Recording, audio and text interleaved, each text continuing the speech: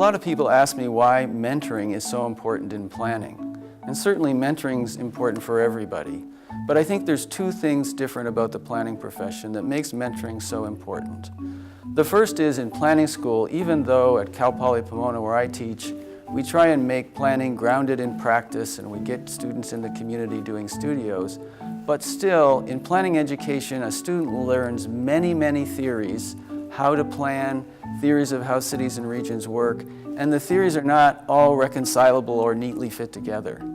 So when a student enters practice, they have to figure out in practice which theories to use and when, which to pay attention to. And this is an incredible process of learning that happens outside school in practice, and a mentor can be a great help in that process. The other reason why mentoring is important is that planners face many ethical challenges in practice.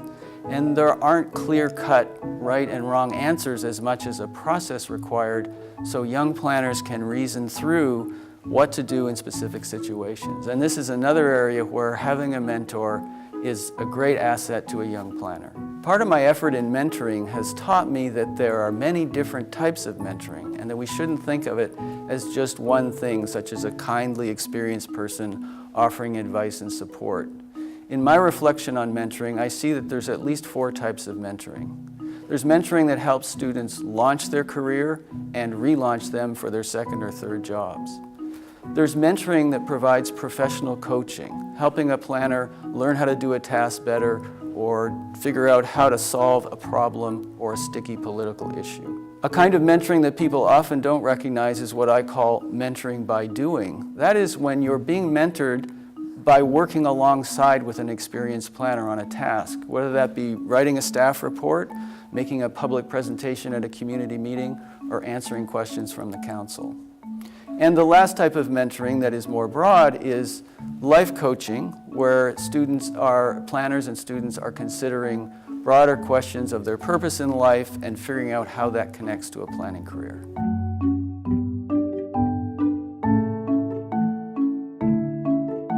First of all, it's important to cultivate mentors, to seek out people who could play that role in your career.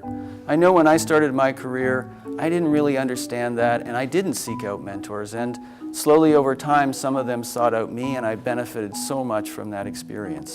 So seek out mentors, and I would also say, don't ask them what to do. Ask them how to think more clearly about the process.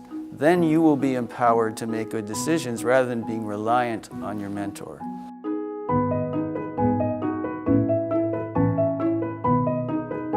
When it comes to being a mentor, I encourage all planners to consider this either in formal or informal ways. Rather than telling stories or saying what I would have done in a situation, I try and give a mentee a process for thinking about it. How to think clearly about the opportunity to take a new job. How to think clearly about an inter-office issue with a fellow employee. How to think clearly about interactions with counsel and ethical considerations. So the ultimate thing the mentor can give is an empowered process for deciding for yourself. I was recently teaching a class of first-year graduate students. The class wasn't about mentoring, but I was just informally talking to a student who said she'd signed up. She's in Southern California. She received a mentor in Northern California. This planner's making a switch from land use planning to environmental planning, and she was so enthusiastic about the support and advice she got.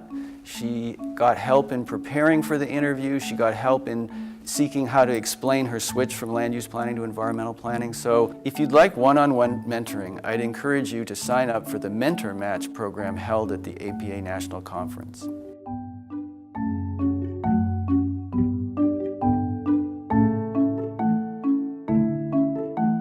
Literally, she was like, "That's so great." I'm not kidding.